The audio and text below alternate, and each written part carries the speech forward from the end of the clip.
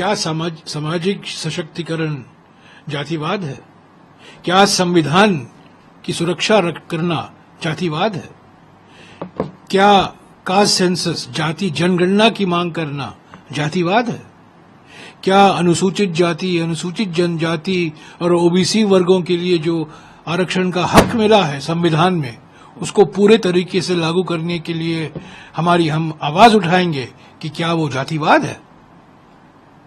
देखिए, सदियों से जाति हमारे समाज की बुनियादी संरचना रही है, उससे हम भाग नहीं सकते।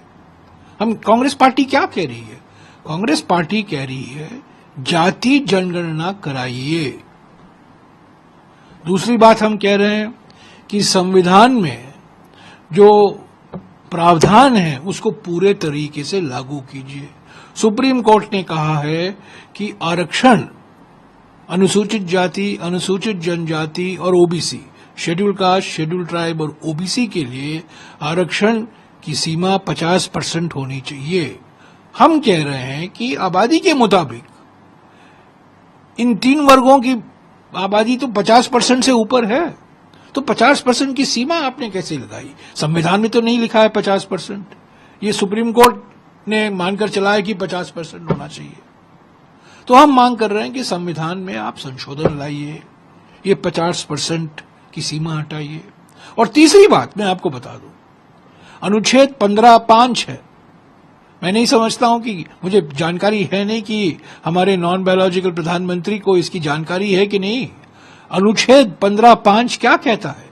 अनुच्छेद 15(5) हमारे संविधान में यह कहता है कि शेड्यूल कास्ट, शेड्यूल ट्राइब और ओबीसी वर्गों के छात्रों के लिए न केवल सरकारी शिक्षा संस्था में बल्कि निजी शिक्षा संस्थाओं में भी आरक्षण मिलना चाहिए।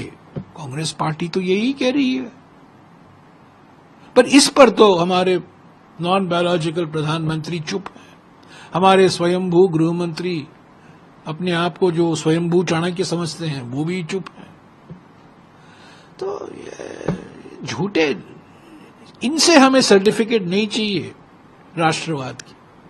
ये झूठे राष्ट्रवाद हैं जो भारत को तोड़ने में लगे हुए हैं, समाज को बांटने में लगे हुए हैं।